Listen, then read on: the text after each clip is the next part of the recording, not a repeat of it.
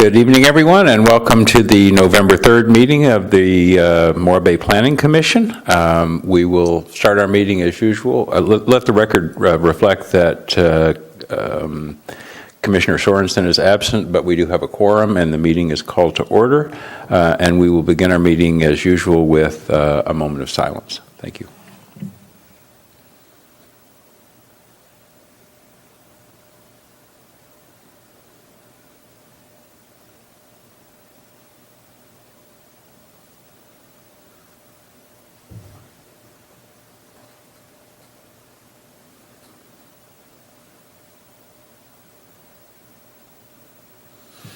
Okay, thank you. And if you'd all rise and join us in the Pledge of Allegiance.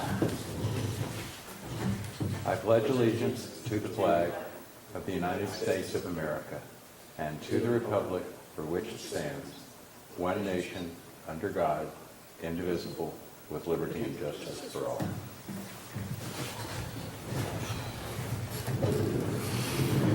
Okay, this is the time that's set aside for Planning Commissioner announcements. Do we have any announcements this evening? I believe we do.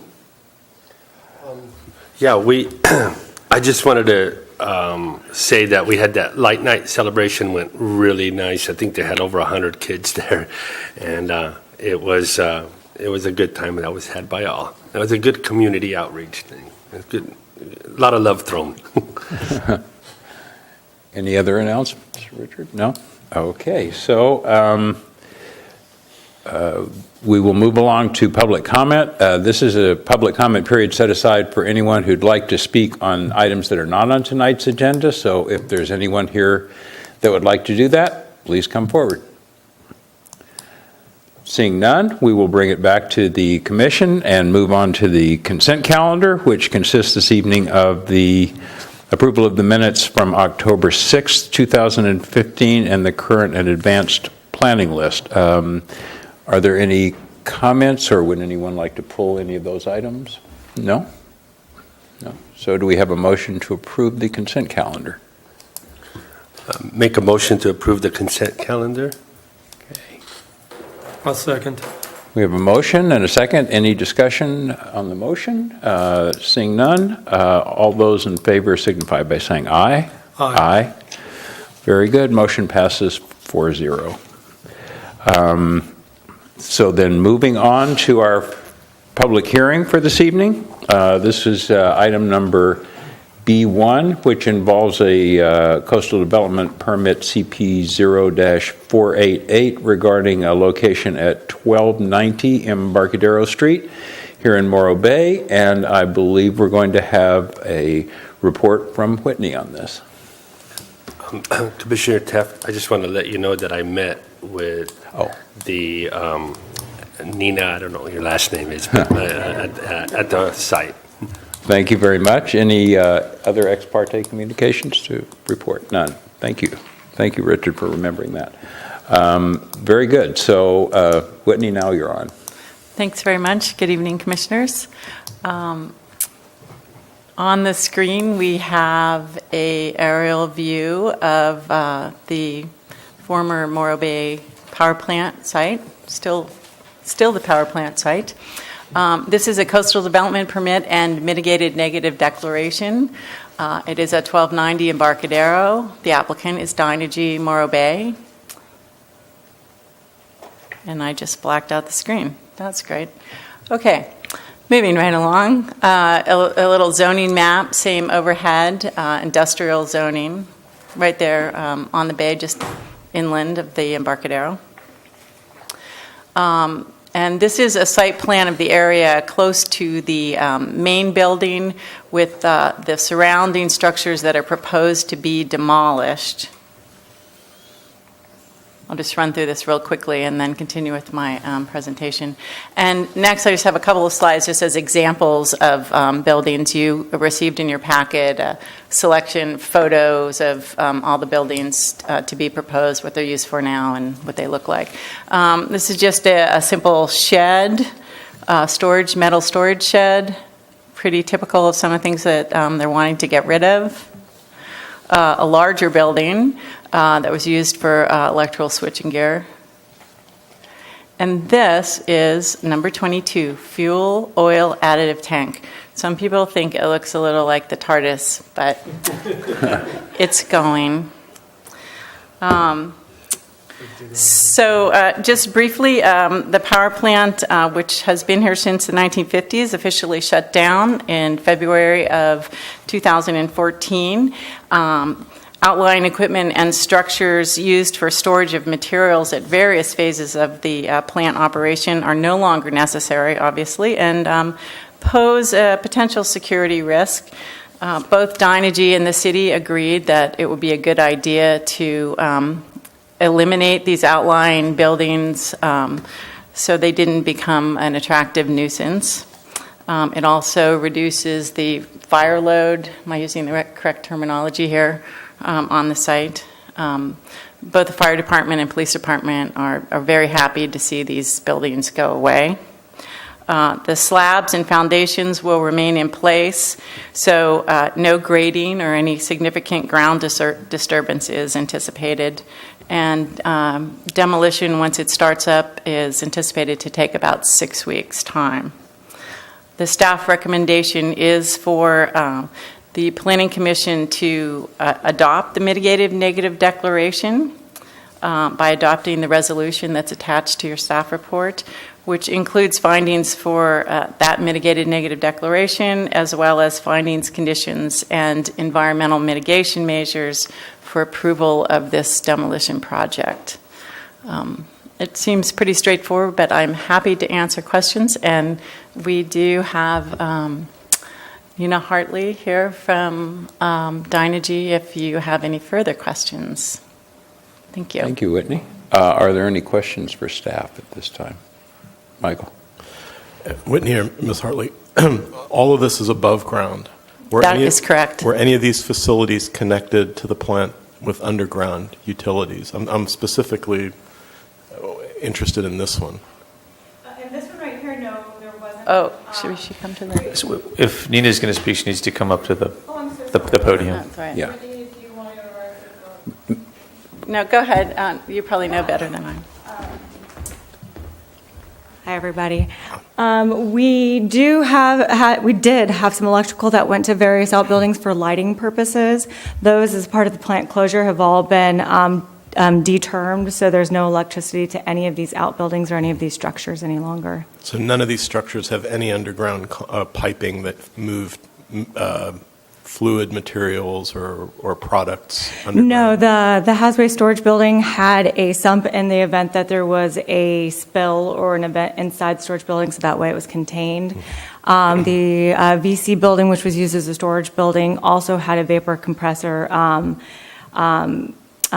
pretty much a little mini desal plant once upon a time, and a pressure washer. That was, and again, it had a sump associated with that as well. So, but as far as that, let me see. And so some of those buildings, there's conduit from the load center that has been removed, but there's still those conduit pathways that would drain water and things like that potentially. Yeah, my only concern was if we had any materials that might be latent underground. Oh yeah, there's nothing like that. Leaking yeah. or anything. Okay, Yeah. thanks.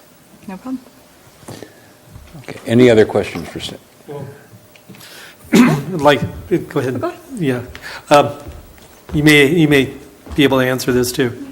Okay, just to follow up with Commissioner Lucas, seems like there'd be conduits, there'd be telephone, there'd be different links. Are those going to be labeled, and is there going to be a ground map showing where they go in the future?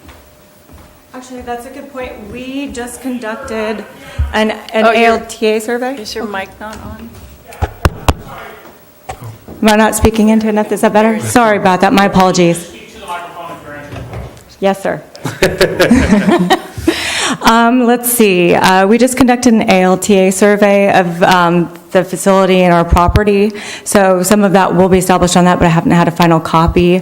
I had a utility marker out there, and most everything that was going to these buildings were tested and determined to be dead, which was what my electrical engineer did before he was laid off and before we closed the facility. Is they determined all the electrical, determined all the phone lines and everything going into these buildings. But since then, we've marked where these abandoned places were just for that survey. Okay, it seems like there's going to be, there's a loss of institutional knowledge here. And so it would seem like it would be a wise idea to create a map of existing conduits and to show where they were and where they went, and pipelines for both liquid and, electrical and all of that. Is that feasible? There's or is old that- drawings for all of that. As most of that's in Houston, but again, almost all of that has been determined and is no longer either active or any conduit. Mostly with the load centers, it's been removed as part of salvage efforts. Any electrical has been determined straight up to the load centers. All the switching gear from those load centers have been removed, so there's absolutely no potential for any electricity in those areas. And I could walk anybody down the load centers that would feed these outbuildings, which are now situated inside the power plant. They're all labeled and determined at the load center as well, so there's no electricity going outwards. Okay. I was thinking more of the infrastructure, the existing infrastructure that's underground rather than, I know it's going to be, you can pull the wires and stuff, but the conduits could be useful at a later date for something that would be reconstructed there too. Yeah, so if most there of was the a map, it could be resurrected. There are maps of everything that once was there. Again, all those were stored in boxes in Houston, but they are accessible if there's ever a request or a concern. I've requested them in the past. I've requested them as part of this ALTA survey as well, so they are accessible. That said, this facility has been in place since the 1940s when it was a military property, and what we've found is that oftentimes there's things that are underground that aren't on drawings, that were never part of, the PG&E project. We don't know who laid them there, so there's often surprises. I know that when PG&E was going through and doing some groundwater monitoring, they were having difficulty finding spots that were free and clear just because of what's been there over the last few 50, 60 years. Okay, thank you. Yeah, no problem. And if I may, Commissioner Luer, the hazardous mitigation measure number 1 regarding utilities says stub cap and label remaining, and then it lists sewer, water, electric, gas, phone. So it is a mitigation measure to try and keep track of what we are able to there with this demolition project. Okay. Any other questions for staff? So then, this is a public hearing. We will open it up for, so somewhat belatedly, we'll open it up for public comment. Typically, we give the applicant the opportunity to speak first if you'd like to present any information for.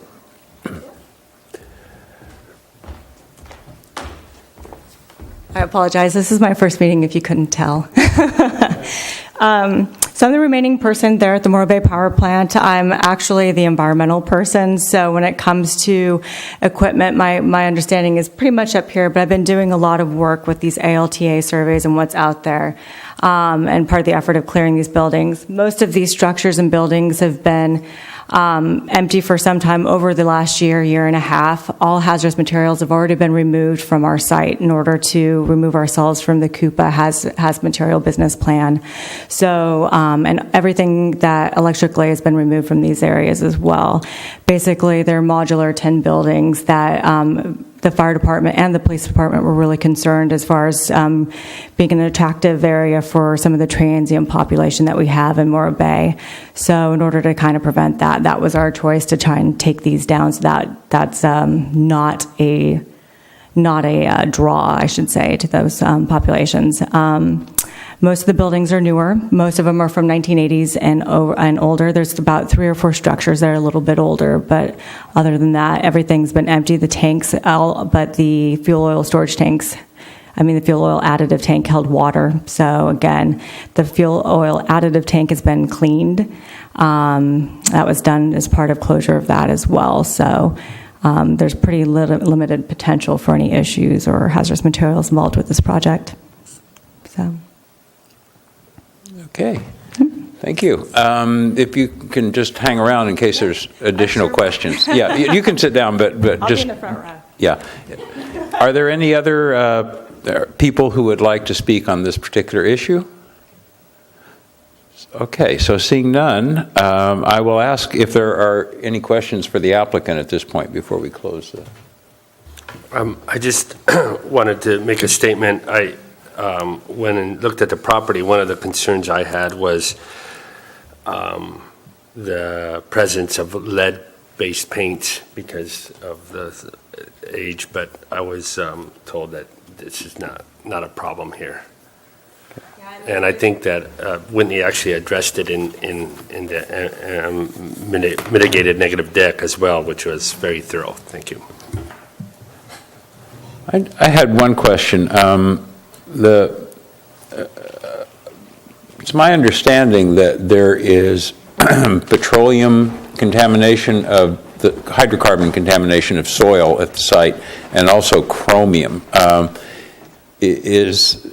Are normal dust control measures adequate to prevent that from spreading off-site?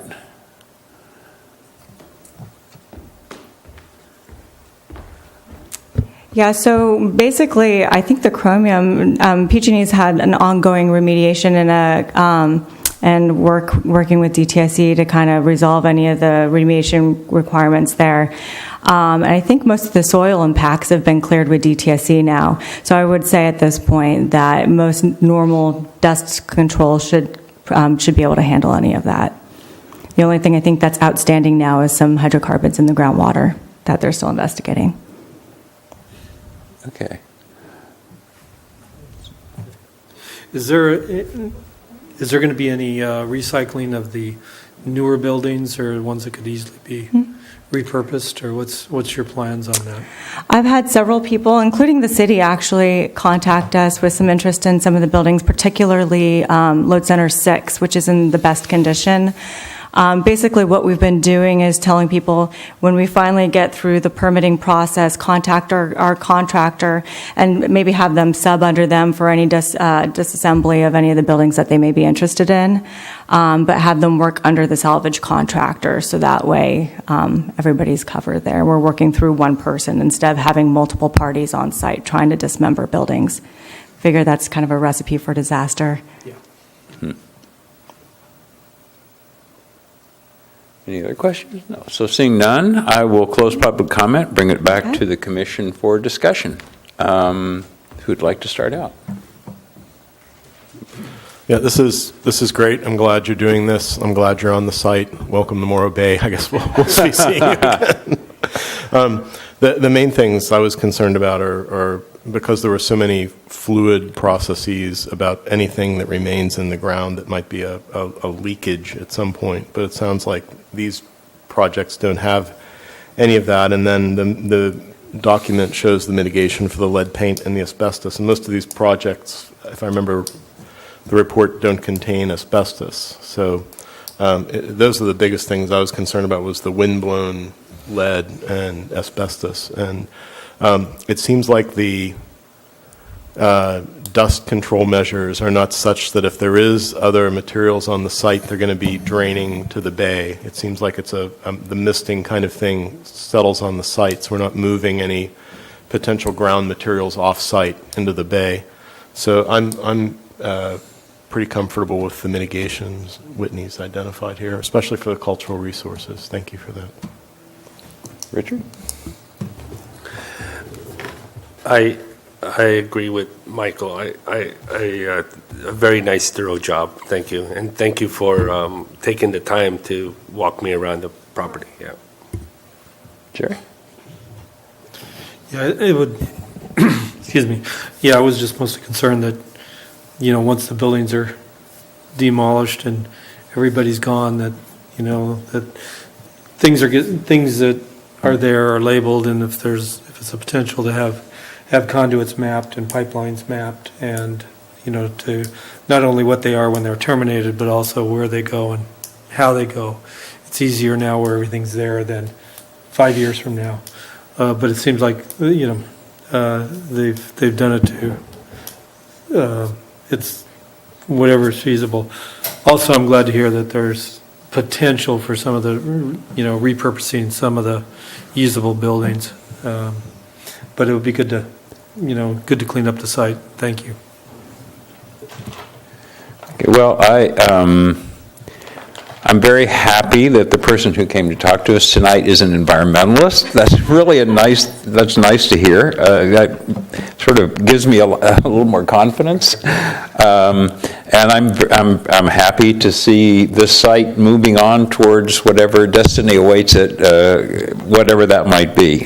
So I really don't have any major issues here. So since we all seem to be sort of in agreement, do we have a motion?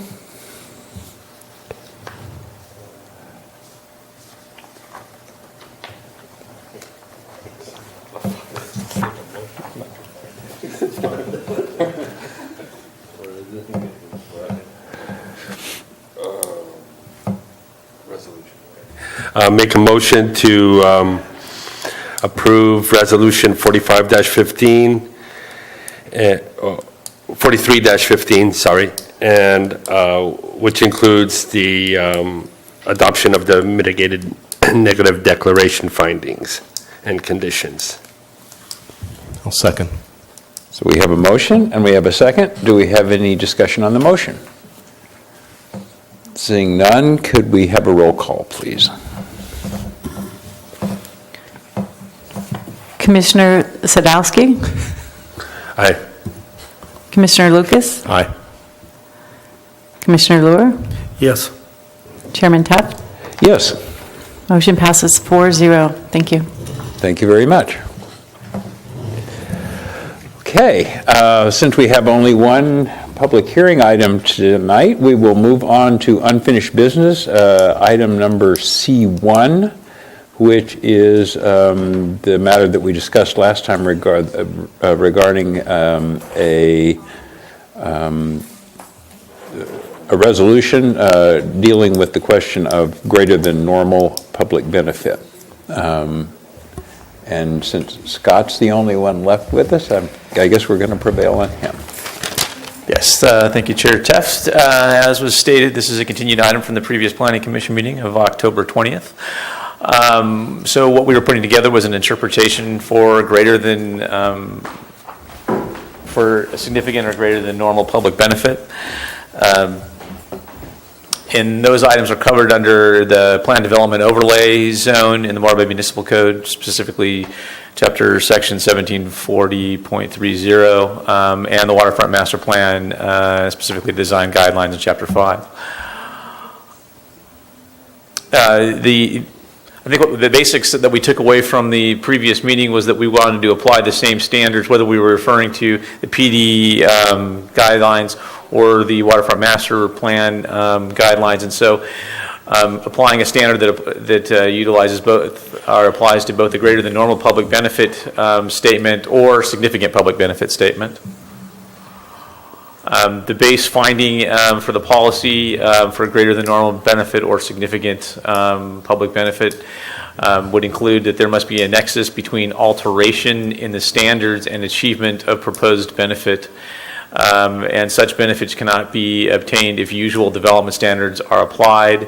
And a second component of that is to improve public access or views in some substantial way to establish nexus between what is offered and the exception requested. So what that means is if you're proposing to diminish some standard to alter some of one of the base standards for, or go into that top tier height, we go above 17 feet to 19 or what have you, then you'd be required to show how you're providing a significant public benefit in the form of, by going up higher, you're reducing views, or if you're suggesting that you want to reduce a view corridor on lease sites that are 50 feet or more in width, you're required to have 30% of that in open view corridor, and if a project came forward and wanted to have less than 30%, then they should be offsetting that view impact in some meaningful way that improves views, public access, recreational opportunities in some other format.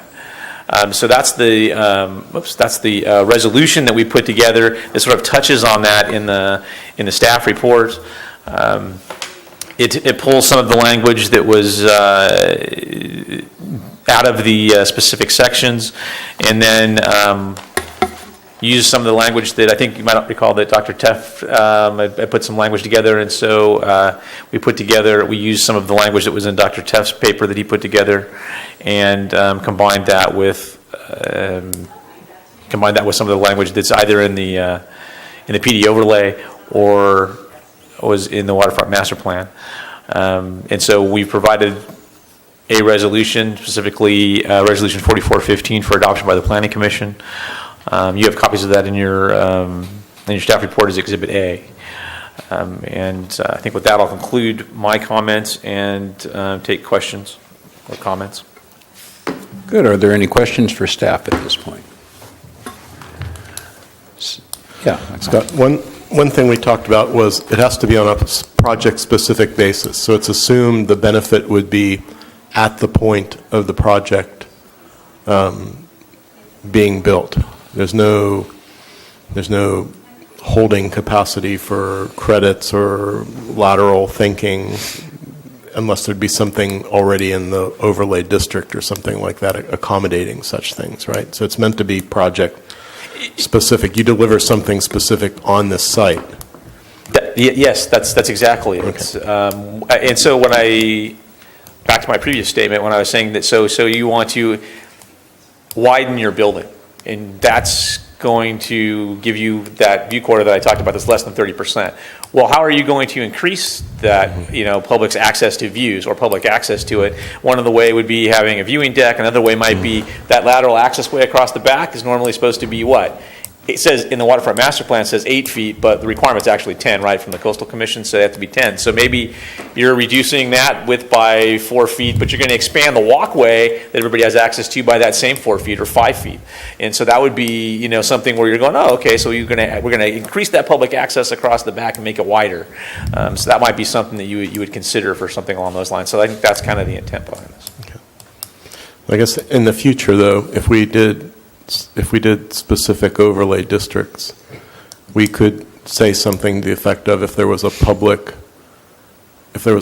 benefit, let's say in the downtown section with your specific building, if we have a downtown overlay district, you could offer, I'm going to bulb out street corners to make it easier for pedestrians to go through, or I'm going to contribute to some kind of waterfront stair condition at the end of our street here or something like that. In other words, we don't have anything identified that's a reserve to put things into. So therefore, it doesn't make any sense to have that option at this point. So, if we wanted to get down that road, that's a larger policy discussion to have. Mm-hmm. And really, it's a much larger policy discussion to have, really, because if you think about it, we're going to be going down the road of the general plan update. It's going to inform our land use documents that are in place. One of those documents that's going to be looked at is the waterfront master plan. And it'll probably, that planning process will identify that waterfront master plan probably needs to be updated. It's old, and it probably could use, a little tuning up. It sort of lacks specificity in some cases. It's got a little bit of, there's some gray areas in it. It's kind of unclear sometimes what it means, and it's created some inconsistent application of policies over time, which is one of the reasons we're trying to come up with a definition resolution here this evening. That's what I make clear. This is the way it's set up and the way we're going to discuss it. It's site-specific. At this point, yes. Okay. Any other questions for staff? So we'll bring it back to the commission for discussion. Why don't we start with you, Richard? You're next in line. Okay. First of all, I want to thank you, Chairman Teft, for all your work on the overlay from last time. I went to a Harbor Advisory Board meeting, a special meeting, and I'm very concerned here with what's going on at the Harbor Advisory Board, because what it appears is that one of the things that was discussed is having a ad hoc committee and talking about the development on the waterfront, and then bringing it and meeting with a vendor like RRM, and then going to city council completely circumventing what we're doing here at the Planning Commission. And I think that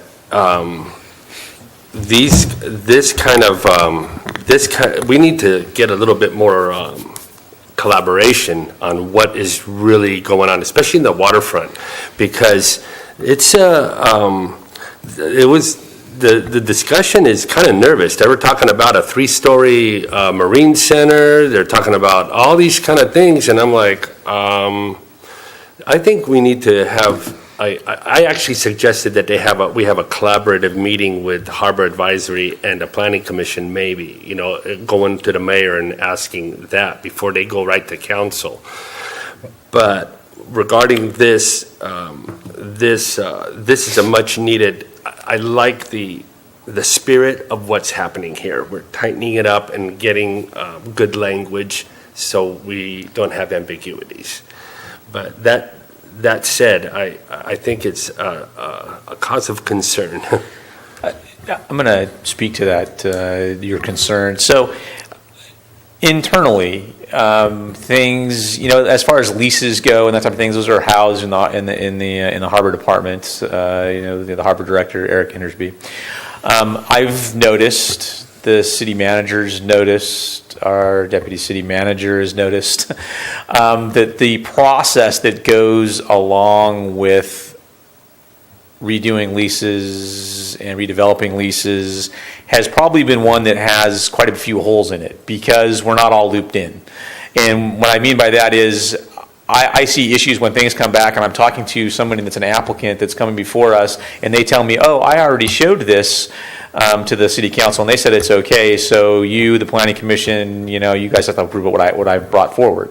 And so that's a disconcerting comment to have come to me and would probably be to you if it was said in open session, a planning commission meeting.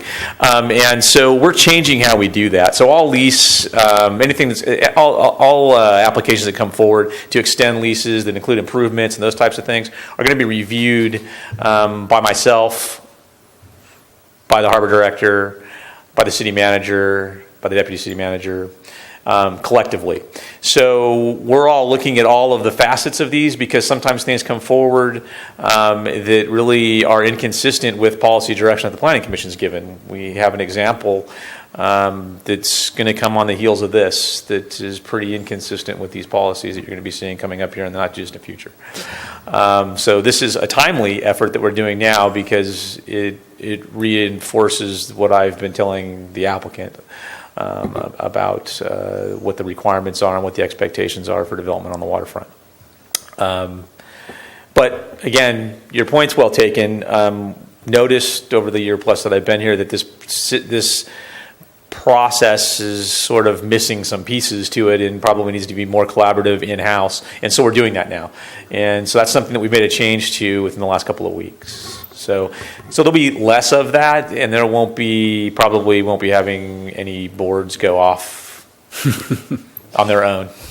That'll probably get reined in a little bit as a result of that, just because it does reside in the existing documents that we have, and it would be any change to those documents or land use documents that, while would include the Harbor Advisory Board, would also include this board. So, Thank you. Thanks for that. I really appreciate that. Jerry? Well, I've got a question about the leases and so should we handle that later or should we just deal with? I'm happy to answer if I can. Okay. Well, through the years, it seemed like leases are, renewals or have not gone out to public bid. Yeah. So is that policy being reviewed? Yes. Okay.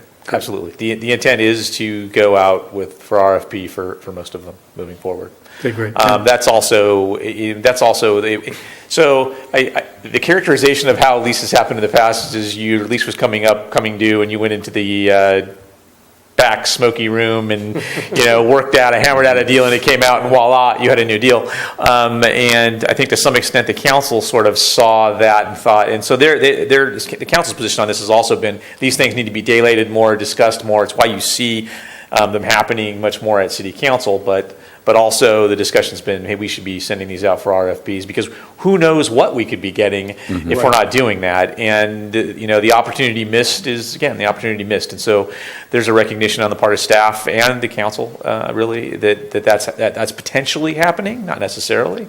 But we want to know. And so we're going to be doing that. You're going to see that much more frequently when leases come up. So. Thank you. Did you have more to say on the resolution, or? No, actually, I think this is a good clarification. And then it just remind me, because now this is for all PD overlays. So it would apply to, because it does include that policy. So you have the waterfront master plan, and it basically says, if you're greater than normal public benefit, it refers you over to the PD policies. It says, hey, go look over there. And so this is leading into both of those things. That's why I said we're using both of those terms in here collectively, because we should be treating them the same. Based on our previous conversation, we want to be putting that out to everybody, and so then that would be applicable in other areas as well. Okay, great. Thank you. Michael? I don't have any comments. Scott, thank you for this. There is one thing that I have no problem with anything that's here, but there's something that's not here that I'm a little concerned about, and that is your staff report at the last meeting gave a number of examples of this. As a matter of fact, the situation where an applicant comes in and says, I've got this project on the waterfront side, and I'm giving you 30% view corridor, which is exactly what the ordinance says, and claims that to be a greater than normal public benefit. The one thing that I think is lacking here is that the concept that just doing what the ordinance requires you to do is not a greater than normal public benefit. And I would like to see that stated very explicitly, so there's no gray about it. We could add a section 4 to this that does that. Internally, we had a discussion about this actually before the meeting today. So. Well, I would be strongly in favor of that, because that's one of the common, misunderstandings or miscommunications or misrepresentations that we see actually happening, and I think that's one of the things we need to clear up, so that people just get it, that if the greater that what the code is calling for is normal public benefit, and if you want an exception or a change in standards, you need to do more than that. And I'd be happy to hear what the rest of the commission feels about that. But I just think that's kind of part of the heart of this whole concept. I'll make a comment. Yeah, that's the nucleus, I think, of what we talked about last time. And so I don't know what kind of language we could put in, but yeah, I agree 100%. It's not that difficult. I could just be explicit about it and state that fact. I don't think there's anything wrong with that, because that is something we've talked about, and it's something that we actually currently talk to applicants about now. I mean, I've requested some justification letters recently on some of the projects down there, and they gave back with just those things. I said, that's unacceptable.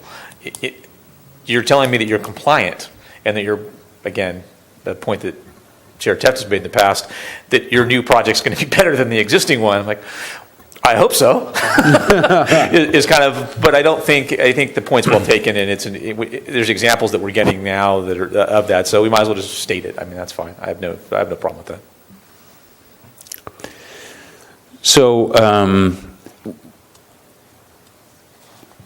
let me ask a procedural question. Would it be appropriate for us to approve it with that modification, or would you rather us continue it and have you bring back the actual wording? It's really your comfort level. I mean, I'm going to be explicit and state it exactly as we've discussed, for the most part. I think that it's something we talked about quite a bit last time, and it didn't really, the feeling of that didn't really make it into the resolution, and so I agree with that. I mean, if you want to see it back, though, I don't have a problem bringing it back. It can come right back to the next meeting, so. Yeah, we have it in the minutes, we have it in this discussion, so I feel like it's there already, you know. I would probably be happy seeing the actual text before, Okay. you know, I have to sign it. How's everybody else feel? It's pretty much, it's almost no extra work to bring it back to the next meeting. Well, if we're all comfortable with that, then let's just have a motion to continue it till our next meeting would be good enough, Scott? Yes, yeah, Okay. correct. So it'd be November 17th, right? Would be the 24th. Oh, that's right. Yes. We got bumped by the city council. We go, Thank you for reminding me. Yeah. My mind's like a steel trap. It's very rusty.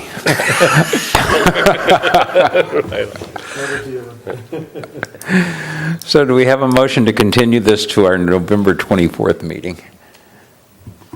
I'll make a motion to continue discussion on the resolution PC 44-15 to the next meeting on November 24th, 2015. I'll second. We have a motion and a second. Can we have a roll call on that? Or we can just do it by, all those in favor? Aye. Aye. Opposed? Motion passes 4-0. Yeah, you're right. Okay. So we're moving on to item number C2, which is the sign ordinance and review. Is everybody comfortable? Nobody need to break? This could be a longish one. Okay, so this is a review of the current status of the update on the sign ordinance, and I think Scott's going to have some comments to make on this. Yep. Okay, thank you, Chair Teft, members of the commission. Let's see if I can, there we go. So we're dusting off the sign ordinance and bringing it back before you. It's set on the shelf for a little while. We did a bunch of work back in 2013, 2014. We had staff turnover. I was part of that, and are now getting back to it. So you take a look back historically. Back on September 4th, the Planning Commission, on a 3-2 vote, forwarded a recommendation to the City Council for approval of the new sign ordinance, which is in, I think, your attachment 1. Or 2, attachment 2, I guess. And then the City Council reviewed the ordinance at their meetings of October 8th and October 22nd of 2013. I think they felt that it wasn't quite ready for prime time, and then provided direction that we bring it back to the Planning Commission after holding some community workshops. The sign ordinance breaks up our commercial districts into 4 districts, and they suggested that we go meet with each one of those districts and conduct some more outreach. We did that outreach in conjunction with the Chamber. They did a really good job of facilitating getting the folks there that were interested in it. And we held meetings on November 11th in the Quintana area. Interest that came out of that meeting was for those sort of flags, feather signs or blade signs, really in association with one business from what I could tell. Met on March 10th of 2014 with the downtown business owners. They had interest in A-frame signs and where those could be located. On April 28th of 2014, we met with the North Main business folks. Their interest seemed to center on freeway or highway-oriented signs. There are policies in the current sign ordinance that allow for highway-oriented signs. On May 19th, we met with the Embarcadero folks. Their concerns seem to center on there's some of the tenants there that have tenant spaces that don't have direct access. You can't see them from the Embarcadero. And so they were concerned about signage and wanting signage on the front of the building. Conversely, the sign ordinance says, if you have more than 3 businesses in your building, you're supposed to have a master sign plan, and you're supposed to implement that sign plan when one tenant comes forward for a sign permit. So that concern's probably been addressed by the existing ordinance. I guess the issue would be if you had one building that had a tenant on the back and there were only 2 occupants or something, then maybe you have an issue then.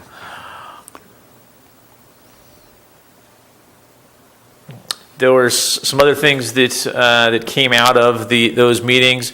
One of them centered on the sort of convoluted nature of obtaining a sign permit. They wanted a streamlined process that was clear, an application process that was clear, possibly a system where you could submit to both building and planning for your sign at the same time.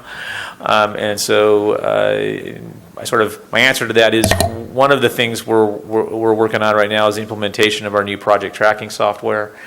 That's going to streamline our permitting process on all fronts quite a bit. It'll also allow for electronic submittals of applications, including sign permits. So we'll be able to streamline that process, come up with good submittal checklists and those types of things. If people follow them, then they would be able to get potentially sign permits over the counter. So we do have some things in the works that would facilitate at least one of the concerns that they had. As I said before, this sort of effort did sort of stall in 2014 as a result of turnover in staff. Again, I sort of came out of that turnover. And when I came on board, we had some focus on a few different things. And so I'm just now getting back around after completing design guidelines and starting the implementation for our new project tracking software, getting to this now. I was able at the beginning of summer to sit down with some of the folks in the downtown. They had some concerns and issues about signage, and they asked that I come and meet with them. We met in the Ruby Dragon and met with a bunch of them, along with it was myself and Councilmember Christine Johnson. Had a really good conversation with them, about signs and what opportunities there are and where's the sign ordinance. They said we did some work on it and the city left us sitting here with no new sign ordinance. In fact, they even took what we had come up with to this point and as a group kind of went back over it, really trying to streamline the process for their sort of A-frame signs that they're really fans of in the downtown. So they gave me back all those comments. I haven't digested all of them yet, but will as part of this effort moving forward. Sort of the next steps, I want to go through, update the language. We've had a recent Supreme Court ruling on signage, and we need to sort of go through the ordinance and make it consistent with that recent ruling. There's also I think there's some lack of specificity in some areas in the ordinance I'd like to clean up as well. So I want to go through and do that. And then I want to go back out and it seems like we met with those areas and it doesn't look like when we were having those workshops that we had really good interactions because they were still coming up with concerns that they had related to things that were resolved in the ordinance. And so when I was looking through the notes that were taken from them, that's kind of what I took away from it. And so I thought, well, if I'm going to go through and sort of update everything, get it squared away from a legal standpoint, take whatever input I'm going to get from the Planning Commission, I might as well go and meet with those folks again. And so that's my intent. I want to meet with them over the next 3 months, 2.5, 3 months, and see if I can't bring out the updated ordinance, show it to them, make sure we got the correct feel for it, and then bring it back to the Planning Commission for consideration and a recommendation to the City Council. So like I said, those workshops will probably be November, December this year. And then my idea would be to polish that up and bring it back for consideration by the Planning Commission January, February, probably give you a couple of meetings at it. I think it'll probably take that to get it all finalized and out the door. And then that would be a recommendation on to City Council, hopefully. And with that, I just wanted to kind of daylight the process I was going to go through and take whatever commentary you had related to the existing ordinance and use that in my polishing efforts. So just to be clear, what we're doing tonight is sort of a preliminary comments. In other words, we don't have to concern ourselves with periods and semicolons at this point because it'll be coming back at some point. Absolutely. I anticipate after I get everything back from the business folks in those areas, then there might be some tweaks and I'll make some changes to it. And then I'm going to bring it back and I'm going to invite all those folks to the Planning Commission meetings. So I'm going to get take names and contact information and that type of thing, and then invite them here. And I figure we're going to have a couple of meetings that are probably sign ordinance related. It'll just be the signs, and I'll invite them to come. It'll be more of a little bit of a workshop, and we'll see if we can't get through it. But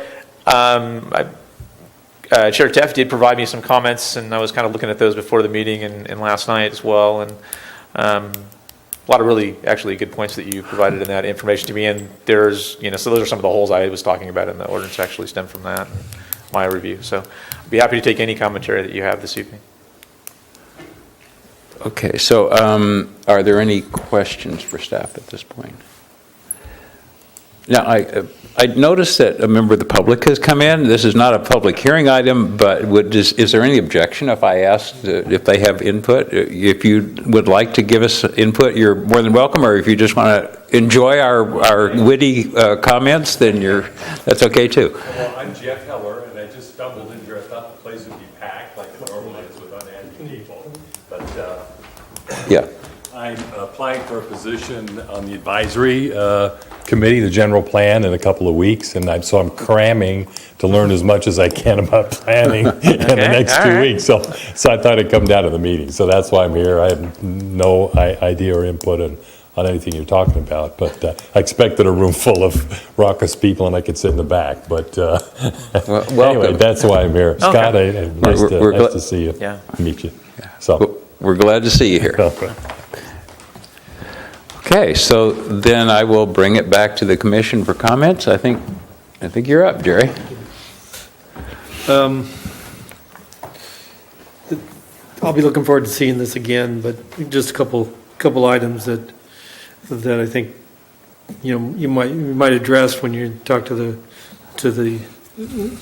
rest of the city is possibly having a sunset clause for non-conforming signs, so that after 10 years if a business hasn't changed and there's no other mechanism for changing the sign, that it would sunset in 10 years so that they would be required to remove that sign at that point.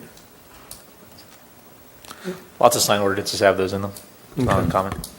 And then the other thing is, we dealt with it here on the Burger King, the Burger King property, is, what is a sign and what is an architectural element? And A question we never even dreamed we would need to address. Something's an identifiable logo, it seems like it's a sign. But I think we hashed around that one, but I think that needs to be addressed in the communications. Okay, sure. I think in addition to what Commissioner Lure is saying, we might want to see if there are any historic signs or signs we want to specifically grandfather because of their character. Because there may be a few of those. I'm thinking in the theater, and I know at one point we talked about the GAFCO sign that was on top of the roof there. I'm not sure how many there are. I'm having a hard time remembering many signs here. The Burger Chef one will always be in the back of my mind now. But In looking through the volume of sign information, I mean, you guys were working on this for a while before, it looked like, because there was a lot of information in there. There was a discussion about that, and they went around and at one point did some preliminary survey. So, I mean, I just took a note. I'm going to go back and look through that because I saw that in there. And it was a little over the top of the the list was something about historic signs. So there was some discussion at some point about it. yeah, I mean, Well, it wouldn't have to be up to, I mean, in other words, it could be an application that somebody could put in and say, I've had this sign for a long time, I like it, I would like it to be, and then, it wouldn't necessarily have to be the city going out and making a list. But I think I was just saying that I saw something in there when I was just thumbing through it that I said I'll have to go back and look. It wasn't what I was looking for when I was looking through the information. I was looking for something else, but I did notice there was something in there about that. So. But it seems like that process should come before the planning commission or the city council or something, instead of just Oh, absolutely. an automatic. If you apply for it, then you're granted as a historical sign. I remember on the miners public, or the PUD for not PUD, but the development permit for miners, we granted the sign there as a historic sign on the warehouse area. I guess the other thing I was thinking of is are the stakeholders comfortable with those 4 districts? Because it seemed to me they made a lot of sense, but if they have any concerns that those districts aren't viable entities in and of themselves, because it struck me the biggest thing I remember is there were sort of questions of taste in the different districts between what was acceptable and what wasn't. And I don't have any, signs are not my thing I worry about too much, to be quite honest. But my concern is I think getting a good buy-in on the discussion talks about where that point is amongst the the stakeholders in any particular district, because they are really different districts. I mean, I remember thinking they really don't have anything in common with the way they talk about signs, because they're so unique. And so I'm fine with that. And I don't know if there's sub-districts or something like that, but I was very interested in, there seemed to be a lot of discussion about some of these things. But I remember there were specific sign types. It could be that A sign that I'm remembering in the downtown district was actually kind of controversial with some of the stakeholders. And so, getting a large buy-in from the, economic interests in the community about store holders, store owners, about what the bar would be they'd like to see, I think is important to me. And, ultimately, this is coming before we do any general plan or specific plans for areas, but this would be something that I think feeds into that, in a way. It starts to establish what the nature of the streetscape character is in each of these areas. So in some ways, it's a precursor to the specific plan kind of thinking that comes forward. I just think in general, we're trying to encourage a pedestrian community and pedestrian shoppers and longer shopping experiences and paths and things. And so I'm really concerned a little bit about how much we put on the sidewalks as opposed to allowing in the buildings, because every time we put a sign in the sidewalk, we've lost the capacity to potentially have passage if somebody wanted to put seats outside, or it starts to, I've never really understood some of the street signs relative to the number of cars along the sidewalks, because the cars kind of block the signs when you're parking versus the street traffic. If you're walking, you tend to see them. So I think each district's very different. I just hope there's a large buy-in, because to me this is a kind of the taste of the owners coming together and making a decision about what's appropriate there.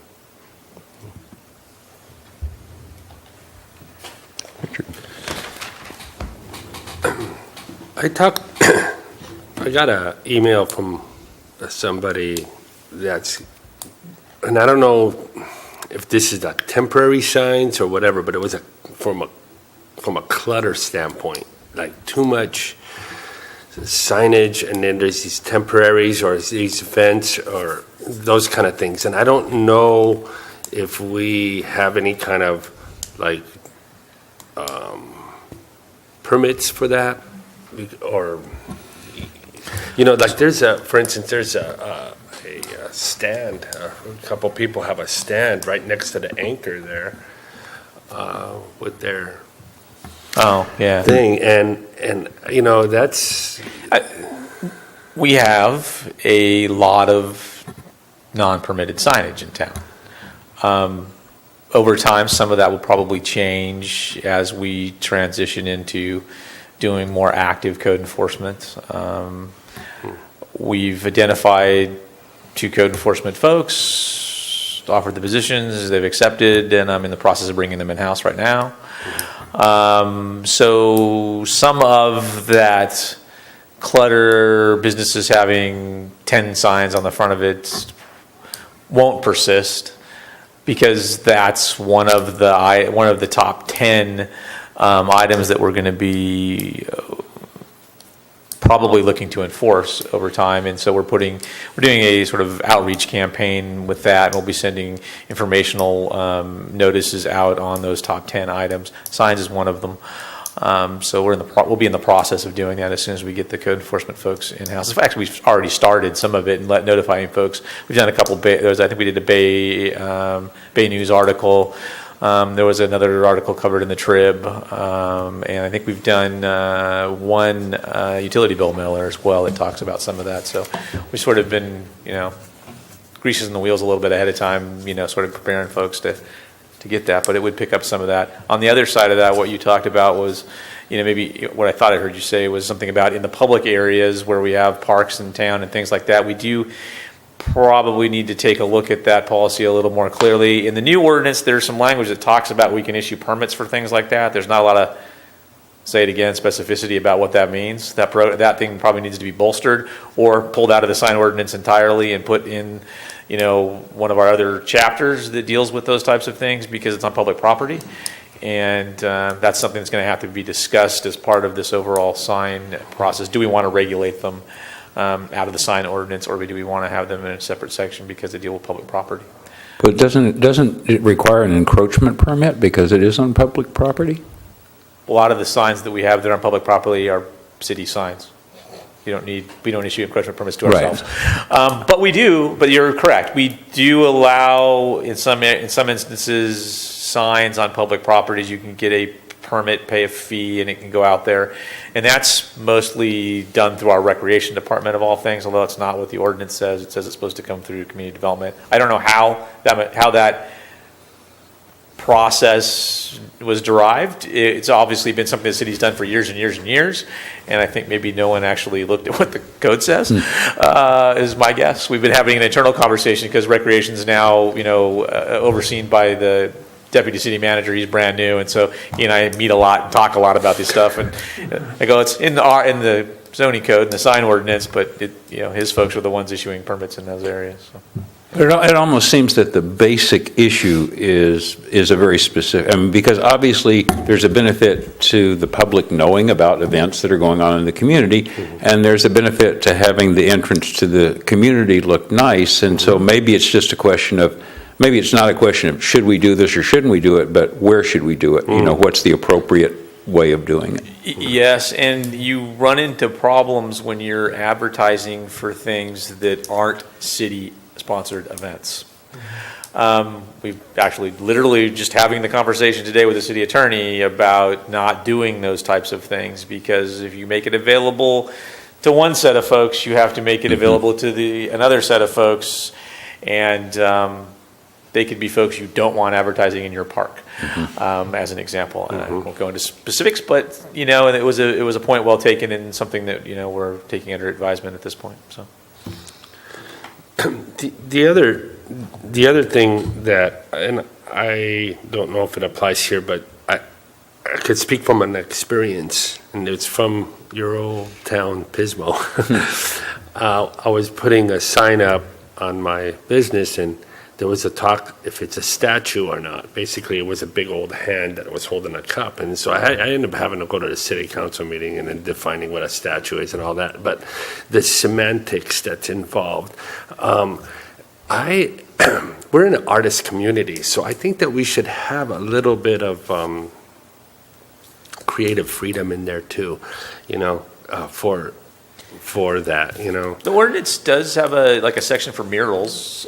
Specifically says you can have a mural, but it shouldn't be, shouldn't have your logo. If you're selling Coke products, shouldn't say Coke on it or whatever your product is, whatever it is your business is. It should be just a mural of whatever.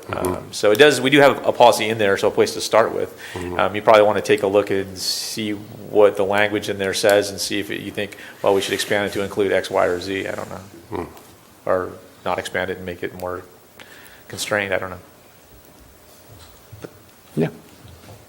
Scott, I didn't notice it, but do we have any verbiage in there on going out of business signs or liquidations signs? It seems like there should be Sale. limitations on Wouldn't that be, how many times you can go out of business? wouldn't that be a sale sign? There is a limitation on sale signs. Yeah, it would be a temporary sales type sign, and there are limitations to the number of days you can have those, the size of the signs, the number of days in a year that you can have them, that type of thing.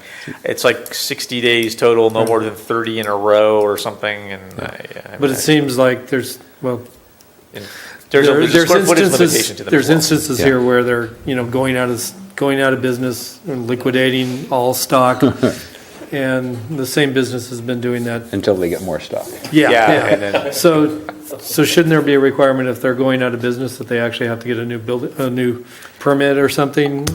My answer to that is I think the ordinance probably adequately addresses it because it only allows for those special type. It says you're a business and you're going to have some kind of special whatever it is, and it gives you the opportunity to put that temporary sign up that says you're doing that. But it limits how long you can do it for. It gives you a limitation, and it gives you a limitation to square footage for that signage as well. Yeah. So it wouldn't be something that could be put up there in Yeah. perpetuity. And I think the total number of days in it is like 60 or something. I'd have to go back and look specifically, but it says something along those lines. Yeah, this just is a personal, You see this thing it all the irks me because it's so fraudulent. And it seems like, it detracts from the city. And I don't have a problem with sale signs and stuff like that on limited times, but it seems like if you're making a statement, that statement should be true, and Instead of your marketing campaign. yeah. So is there any way, or is it legally possible to enforce that? Separately from the, banner and sale limitation, probably not. And so it couldn't be a prohibited sign unless or a one-time usage or something? That I don't know. I'd have to look into it. I'm not exactly sure. When you have certain categories, it depends how you treat them. I'm not exactly sure the answer to that. I mean, I'd have to look into it a little bit. Okay, I don't know, maybe it's a personal peeve, but it does, it goes to veracity, I think. Well, I have a number of comments that are, some of them are quite specific, and I will save them for our next review. But there's a few issues that I think need to be discussed at this point. One of them is, I think, Scott, it's very important as we move forward with this to go out, to take a look at the community and see what the issues are that are not addressed currently. There are several that I see as sort of increasing that aren't dealt with in the ordinance. First off is neon, okay? What's appropriate, what's not appropriate. The second one that I see proliferating is blackboards. All of a sudden, there's blackboards everywhere. Some are freestanding, some are mounted on buildings, but it's a changeable type kind of sign, but where does it fall? I think it needs to be defined where it falls in all this. There's the menu type sign if you're a restaurant that you can have in there. Yeah, I took that to be more as posting a menu or, having a Special written thing menu. or something. Yeah, and some of them are not restaurants. Some of the places that are doing it are. I've seen what you're talking about. I know Yeah. what you're talking about. And the third thing I see all over the place is these little handwritten signs, buy one, get half off, stuck on racks of clothes or stuck on, how do we want to address those? And the fourth thing, which is not necessarily a bad thing, but something it's not spoken to, is is putting up posters. Is a poster a sign or is it something different? Many businesses put posters in their window for, concerts that are coming up or whatever. And I'm just saying, I think that's an issue that ought to be looked at, in terms of how we want to deal with it. So, yeah, so maybe you're right. A poster's not necessarily a sign, but it's advertising. So maybe we change where does it fall? Maybe we add that into the definition so we can pick those up. Because I think the intent by that, because there's a section of the code that talks about, signs that you're going to have in your window, and those could be products, they could be what have you, and there's a limitation to the square footage. So we probably could wrap it into those types of things, saying, the square footage allowed for those could be allowed for these types of things, and that would be just a limitation, the same limitation. But a window sign comes out of your total signage square footage, and if it's posters that are coming up and going down, I would say the requirement would be the same. Right now, the regulation of something like that is near impossible. I mean, I'm not sending my planners out going door to door to do that. That's probably not the best use of their time. Right. But we are getting code enforcement officers. That's probably a little more along the, what they should be looking at when they're out there, given that we're going to focus on signs. So, I think it is probably something that we could feasibly regulate as long as we're getting the word out there that, hey, you shouldn't be doing these types of things. So yeah, I think we. Well, and there's a policy in there for posters for nonprofit events, but some of these are profit. They happen to be at a winery or something. They're not. They may not be for the SPCA. They might be for such and such winery. So I just something. Those are areas that I think we should look at.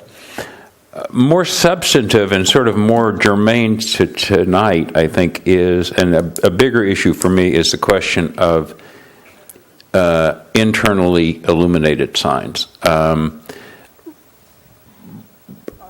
I'll just say my opinion, guys. In my opinion, those kinds of the plastic signs with the internal illumination are generally, in my opinion, not consistent with the small town character of the downtown area or the quaint fishing village atmosphere of the Embarcadero. I just don't see, these Midas muffler type signs, adding to the character down there. We don't have them now. The only internally illuminated sign I can think of on the Embarcadero right now is the Shell Shop, which is, in my opinion, a historic sign. I like that sign. It's great. But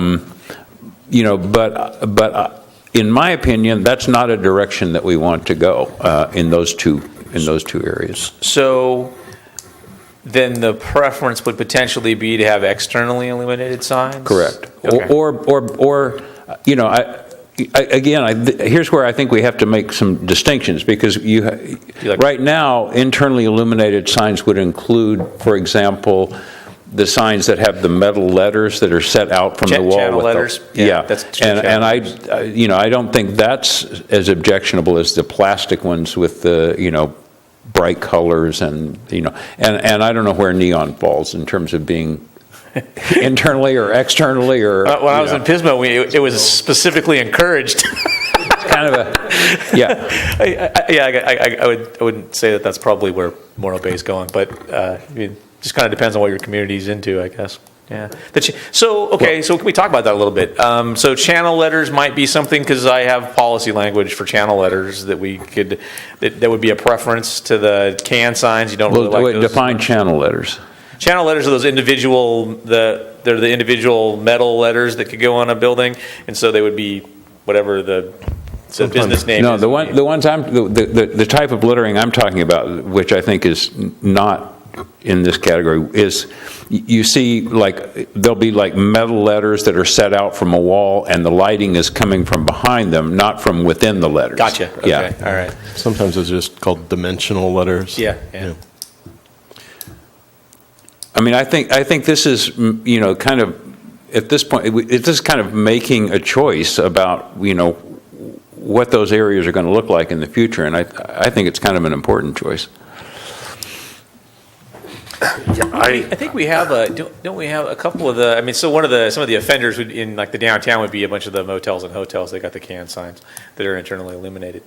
But a couple of them out there have signs that are externally illuminated. They got, they're a painted sign, and right. They have a light on the outside right. of them, and they look just as good as you can see them just as well as you can the other, I think. So, point well taken. Yeah, and the other thing, with most of the downtown area and the Embarcadero area, they're pedestrian areas. The majority of the people that are in those areas they're not driving through at 60 miles an hour. They don't need this, giant internally illuminated sign in order to see it.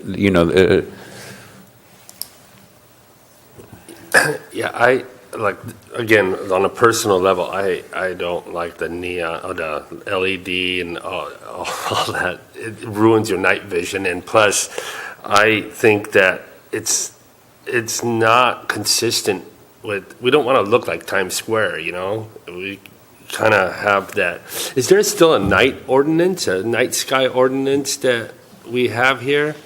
And maybe that can be kind of laced in there? And we do have requirements for, shielding lights from above and all those types of things. So, yeah, the dark sky ordinance, Yeah. Yeah, but what about the impact on the view of the bay at night? Right, right. I mean, we keep talking about not impeding the public's access and view of the coast, and we're putting up a light that, yeah. Yeah, so I mean, this is an interesting one. I mean, I would like to take kind of the four of you, because this is something that, because I'm going to go meet with the different districts. This is a good question to ask them. Is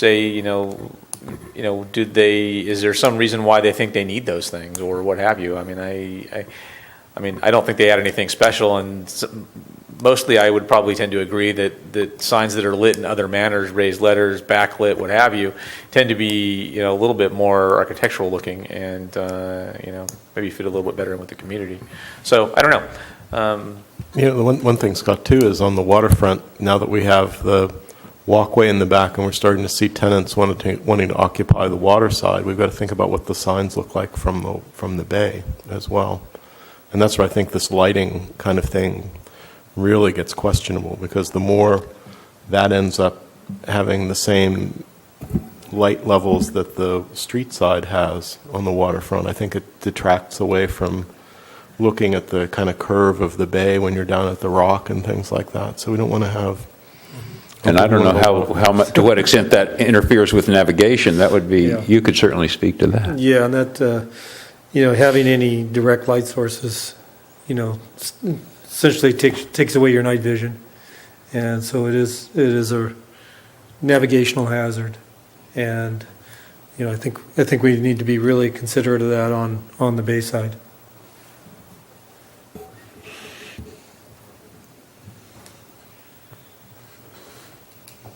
I do think, though, it's district by district. I think you're going to have a hard time with some of the folks in Quintana and North Morro Bay without internally illuminated signs. I'm only talking about Embarcadero and downtown. Yeah, Embarcadero and downtown, I think that's correct. We don't need that necessarily. But there's some, there's also the new lighting technologies are going to offer a lot more choices that we won't even be able to. It'd be tough for us to consider here. I can see, architectural signs, architectural lettering, where, the lighting is encased in a fine script. You have LEDs now that are basically, they're 3 or 4 millimeters across and 1 or 2 millimeters high. And so they can essentially, they could be the sign, they could be. Well, what I was proposing with the kind of this, to get into the specifics, what I was thinking is that, there might be some signs that would be, quote, internally illuminated, that would be different, that would be artistic even, or that would be historic, but at least we put in language that discourages it, that says we don't like this in these areas, and if you think you fall into the artistic or historic category, apply to the Planning Commission for...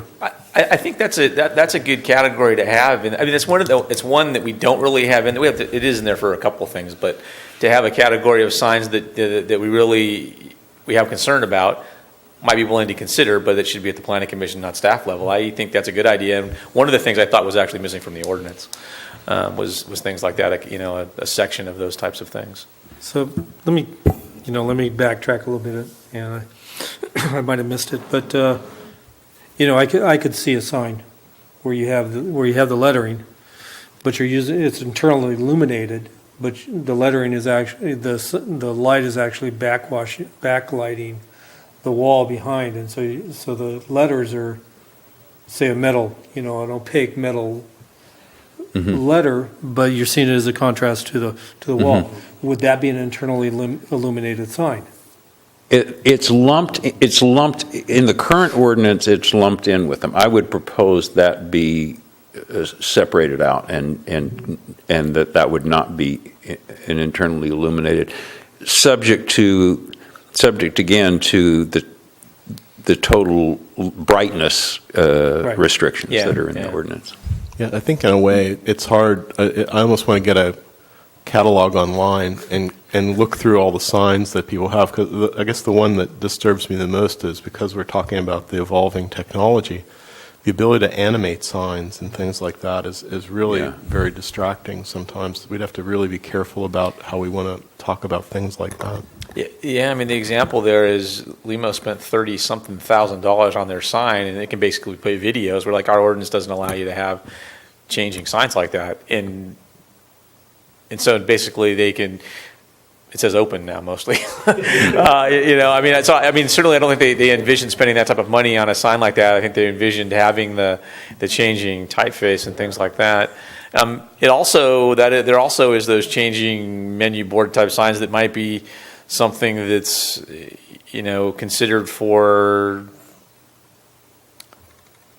the public event type sign things that we have that have the different things on it. So you just have one sign there that has those different things, and they change face every so often. I don't know.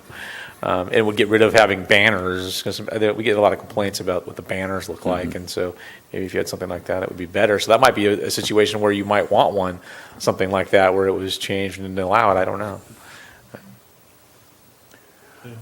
They have one of those in Los Osos and on South Bay and Exactly. LOVR. Yeah. But I find that kind of obtrusive, because it seems almost like I don't know, like a Times Square sign or something. It may fit some places, but I don't fit it. It'd be tough to see where it would really fit. Yeah, we've been struggling because there's been some complaints about the banners and things in our parks, and there's several of them, and that was one of the things that was, well, at least it's clean looking. It's one. It's not multiple, and and those things can look kind of tattered after a little while, and you're constantly having to replace them. And when does it look? I mean, it's banners are never really going to look that great when they're strung between two poles. They're just never really going to look that fantastic. So I don't know. But again, I can't envision a situation where you could just blanketly say that kind of sign, the changeable sign, is okay. I mean, it's going to have to be in a location that's carefully chosen. If there is one, and again, it needs to come here. Yeah. There may be occasions where it would be appropriate, but to simply say they're allowed, to me, is not.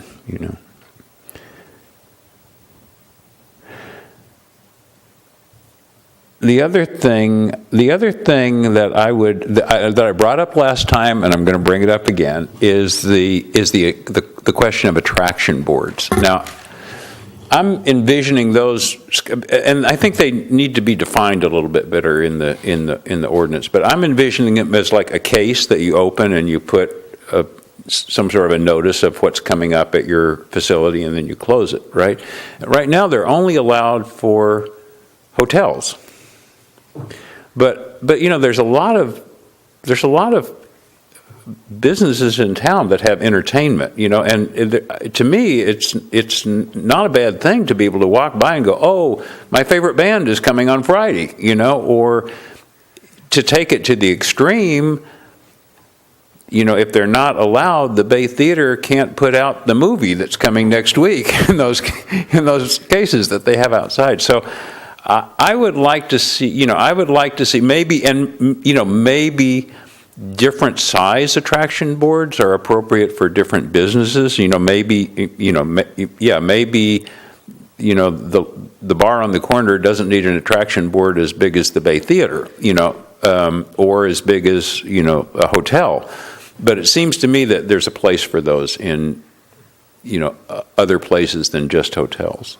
So So I don't know if there's kind of concurrence on. Yeah, what comes to mind is what I think is a awesome part of the community is the music store, and having that, and to me that's one of the real jewels there in our city.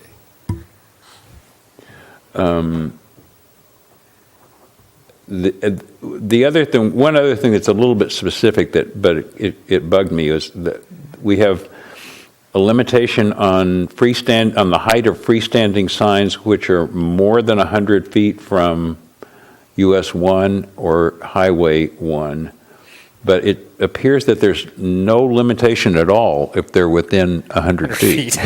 Except, I suppose, the planes that are approaching to land in San Luis Obispo, the FAA would get involved at that point. But it seems to me that, and I don't know what the appropriate height for it to be. I just kind of threw out 15 feet, but there should be some height that you can say, okay, within 100 feet of 1 or Highway 101, 1 or 41, this is okay. If you need to go higher than that, you got to come in and talk to the Planning Commission about it. And one final thing, I promise, for tonight. It's my observation that the sign ordinance is like one of the most violated ordinances in the city. Not only that, what I have seen on occasion, I promise, is, there'll be a complaint, somebody from the city will go out, the place will get cleaned up, and within about 3 weeks, all the signs are back again, It seems to me that we need an enforcement mechanism.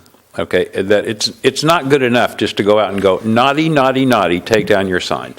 There needs to be, at least for repeat offenders, there needs to be some penalty involved. We already have that. It's already built into our ordinance, because this is an ordinance as part of the municipal code. Chapter 1 applies, and so it has the violation. It's you violate the municipal code, it's considered a nuisance. We can fine you $100 for the first offense, $200 for the second offense, $500 for offenses beyond that within the same month. So we do have that available to us. And with our current ordinance, the way that it's, because it is part of the municipal code, we do have that there. And I actually have citation books in my office. So that's going to be something we go over with the code enforcement folks when they come. Are they still full? Yes, they are. Forms? Yes, they are. Yeah. And I don't even know how old they are. They when I took over planning and building, Rob Livick rounded them up from where the secret stashes where they were at, and he's like, "Hey, we have all these." Well, but I mean, as part of this outreach process, I think one of the things that, because I mean, honestly, I wasn't aware of that tie-in. You know what I'm saying? It can't hurt to make the community aware of that. Say, look, guys, this is going to be the ordinance, and we're going to be serious about it, and here's what the penalties are. It is part of what we're doing. We're going to be doing for outreach. Yes, okay. It's part of the program. Yeah. Sorry, another question. Would balloons or blimps or stuff like that, would that be part of the inflatable signs? It seemed like that's a... Is there a section in there for that? Or kites or... There's inflatable signs. There's inflatable signs in there. There's inflatable signs, but... UAVs. Yeah, exactly. And we're talking about new technologies. You could technically, run a drone circling your business with lights and banners and what have you. So maybe aerial signs or something.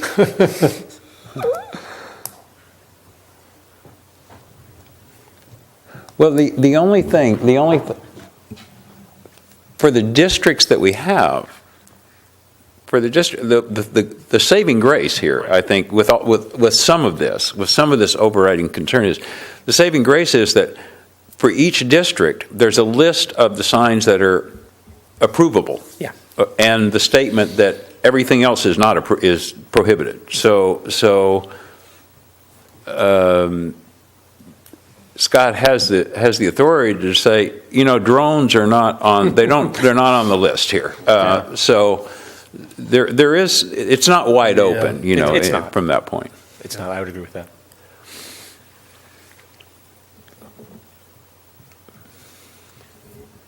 So is that That was it. You Kinda what guys you gave me need? some good input. I think a lot of what I'm going to do with this is several of the things are things that aren't either well defined in the ordinance currently or really addressed in the ordinance. And I think I'll probably put this together as a list and talk to the individual areas, at least where it's applicable to the individual commercial areas when I go conduct the workshops with them, and get input from them so you can have that. I said, hey, when I was talking to them about it, this was their concern about that or what. I mean, I think that's worthwhile.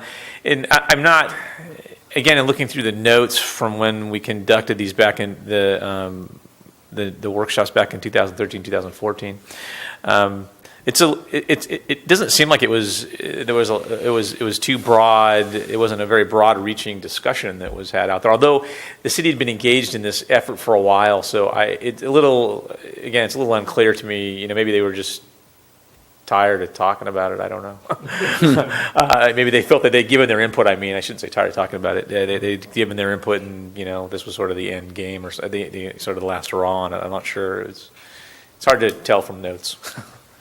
My sense is the kind of economic recession drove people to try to have more signs, and so there was sign proliferation that crossed the line into things that people thought were getting really tacky. Yeah. And I think that's the foundational part, is what do we want to have the city look like? But you've got these creative people sinking huge amounts of money into businesses. So I want to make sure we listen to them really carefully. But there's certainly a track record of things that don't seem to appeal to the person we want to have come here and spend the weekend and go out and walk the streets and go to the restaurants and promenade the Embarcadero. I mean, there's a certain level of sophistication you have to have, or everything sort of falls apart. Yeah. And to dovetail into that, the thought is that, as a business owner and have applied for sign permits and stuff, I would love to plaster signage everywhere, but it becomes the case that the more you do, the less you get back. So, I think we need to follow that, because if it's like you're standing in a crowd, the first person stands up and everybody stands up, you don't have any better view than if everybody had sat down. Yeah. But the other thing too is that the stakeholders and the residents and the business owners may not be the best parties to determine who has the final say on what's best for the community at whole too. I think it's just important to go and talk to them Yes. and listen Yes. to what they have to say, and they may have very good reasons why they want certain types of signage, and reasons that, quite frankly, I haven't thought of, you haven't thought of. And so when you get that context given to you, like you do with many things, might change your mind. Right. And so that's what Absolutely. you want to hear. I mean, when I sat down with the folks in the downtown, there wasn't anything crazy that came out of their mouths about things. They didn't want anything that wasn't stuff that was already either considered in the ordinance or that the city had been talking about for a while. There wasn't really a whole lot of, off-the-wall ideas there. They were just saying, hey, these are the issues that we have, and we're trying to address them by X, Y, and Z. And they were all very articulate in their descriptions about what they desired. And that was probably the best part, because they knew, why they wanted this type of signage or why they wanted that type of signage and what they thought it would bring to them. Now, whether you agree with it's actually going to bring that to them or not, I don't, up for debate, but they knew why they wanted it, and they were able to articulate that. So I think that's what will come out of this. They were very well spoken on it, and it wasn't a shotgun approach. It was really like, hey, these are interesting things that we would like to consider, and so are these, and why don't we allow X, Y, and Z? What are those problems? And so it was a good discussion. Yeah. And I didn't mean to, denigrate, the business owners and stuff, but it was just that they have a perspective, and the city has another perspective, and so it just has to be balanced, and something works out. It should work out for the best for all. Why we have planning commissions looking at it and city councils adopting it. I mean, that's certainly the case. Yeah, and I think an important question is not so much what kind of sign would you like for your business, but what kind of sign would you like next door to your business? What kind of sign do you want to have to compete against? Because he's right. You can get into a nuclear arms race. If you're not careful. Okay. So, you got it? You got what you need? I am good. I appreciate the input. Thank you. So, we have no new business tonight, so we'll move on to planning commissioner comments. Are there any comments or future agenda items or? Yeah, I think that if everybody agrees, I really think that we should talk about the vacation rental issues. And one of the things that I found, I think last year San Francisco was addressing some of those issues with the cost of housing. And they had a short-term residential rental ordinance, and they had what they called a situation where a community, a residential area turns into like a de facto hotel situation, and I think that we need to look at that. And I'm where I'm coming from on that, Scott, is my concern is from the surcharging of our infrastructure. And this is something that is a real issue when it comes to when you look at the city and you're looking at the WRF project and water usage and stuff. So if we could at least have a discussion about it. So let's see if you really want to have the discussion. We have 166 registered vacation rentals in town. We have over 4,000 residential units. Is it an issue? I don't know. Mass is in the, we still have mass going on. So there's the potential that we are underrepresented there. But we don't have it's not like we have 700 or 800 of them. We have 166, and in last discussion I had with the business license folks, some of those had expired and they were unclear whether they were continuing on to operate or whether they just hadn't come back in yet to get their business licenses. So the sort of the contrary statistic is that there's a 20% vacancy rate for housing in Morro Bay. So that 20% is predominantly vacation homes, but they're not rented out. Correct. Is where they're at. Yeah, okay. They're secondary homes for folks that probably predominantly live in the valley. Right. That factor of Morro Bay and when I came from Pismo is almost exactly the same. We had a huge population of folks that either stay at secondary homes in town. So. Mm-hmm. I don't know. I mean, certainly happy to have the conversation. I'm just saying, when you look at it, because I was asked the question about how many of these we had, and when I found out we had 166, I was like, that's not a lot. Yeah. It's a very small percentage, and so, I was actually surprised. I just literally found this out. So this was right before the last council meeting, actually, I found that out. Yeah. And I was a little surprised to see that. I thought it was going to be much higher. Pismo Beach has just under, was it 300, I think? Maybe a little bit more than that. Or maybe it was 4 something. I think maybe it was 3 or 4 something. I forget now off the top of my head. But I'm very surprised about that figure. It's shocking, actually. I was too, but it's one of the, and so you say, well, there's a whole bunch out there that aren't being reported. There are probably some, but it's one of the things that Mass is looking for. So, and we got a bunch of vacation rental registrations as a result of the Mass audit. So this is what they do. So they were able to go out there and find them and then contact those folks and have them come in, because we ended up getting quite a few vacation rental applications after, as part of that process, and we still continue to get them. But Scott, are you finding any health and safety issues with these Airbnb rentals or online rentals?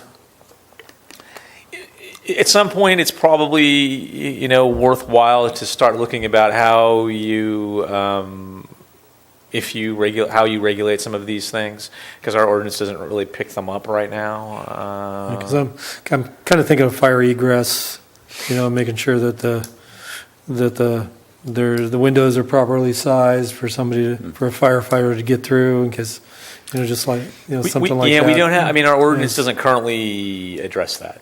Okay. So, but those are potentially, as the city maybe gets more of those things, and there might be stuff we want to start taking a look at. Some cities will do that. They have requirements for them. Some don't. I think far fewer have requirements that go along those lines. They just require you to register and pay your TOT, and have the. One of the biggest things is to have the the notice on the front of the building that says, hey, your 24-hour contact person is, and this is their number. So when they're having the party, the neighbor next door can call the responsible party to have it addressed. I think part of the election that's happening in San Francisco right now is dealing with that, and putting a limitation on how many days somebody could offer, a bedroom for rent. I think one of the provisions. So that list of phone numbers is another thing that would be very nice to have online. You know what I'm saying? So if the party goers happen to rip down the sign, go to the city website. There it is. Yeah. One of the other things that our ordinance doesn't require is that I've seen in other areas is the posting and the notification to the adjacent neighbors when we get an application. And I thought that would be good, because then that information is given out to the surrounding folks around it, so you get it. It comes to you. Right. Here you go. There's a contact thing. Go put it in your contacts list. So when you have that problem, it's out there. And that's something It's on one. I have lists of things that I want to fix in the ordinance, and that's one of the things I want to talk about. I mean, as part of the general plan update, then I kind of have a list on the side that I put for things that are worth, I think, conversation. That's one of them. So. I guess to me, it's something too that eventually responds to enforcement, because my biggest concern, because I live in a part of town where it seems like there's an awful lot of vacation homes. People just aren't there most of the time.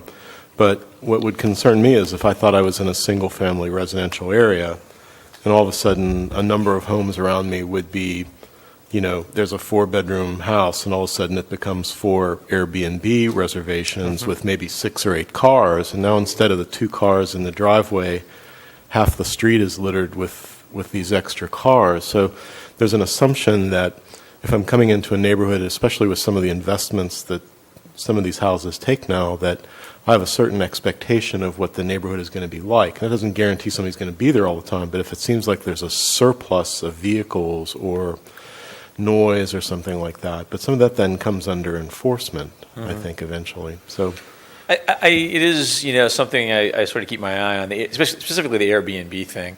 There are cities, as you state, that are going through the process right now of developing ordinances to address how you deal with those things. I'm always a fan of not being the first one out of the box to do that. I don't think that I want to work for the city that goes out there and constantly tests the court system. I like to be boring and okay, we have a whole bunch of cities that have done this. It's been well litigated, and at the end they said pretty much this is what you can do and it works, and we can go thanks and go take it and scratch out the name, put Morro Bay on it, and tweak it how we want it, and we're good to go. That's sort of my approach to some of those things. Anyway.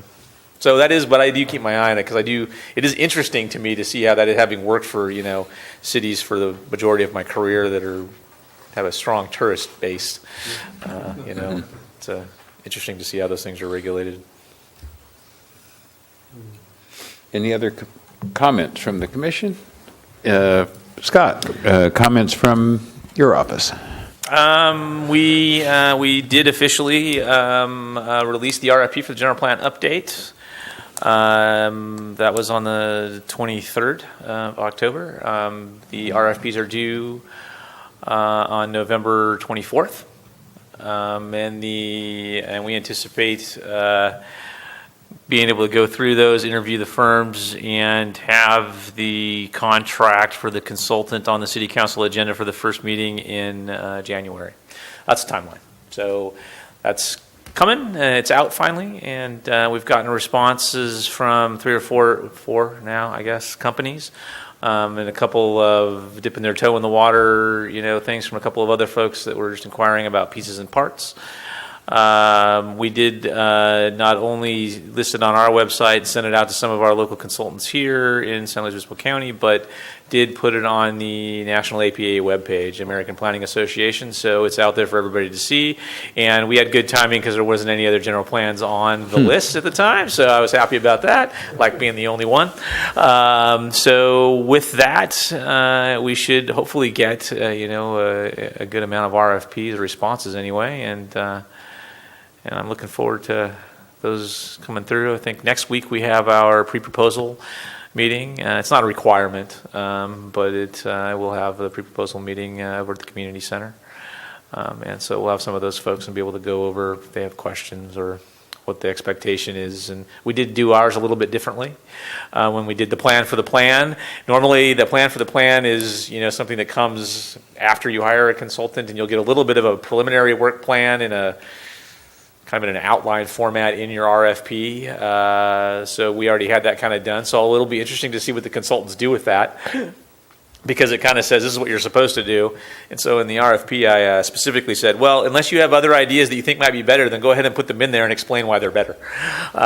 Because we want to pick and choose all the best pieces that are out there of options for us. And that's one of the benefits of doing the RFP and going out and talking to all the different consultants that do general plan updates.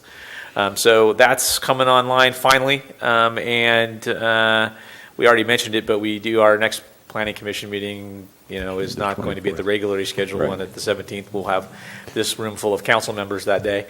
It'll be the following week on the 24th. That's all I got. Okay, very good. Well, with that, we have no further business, and so we will adjourn our meeting to the next regularly scheduled meeting on November 24th here in the Betts Hall. Thank you very much.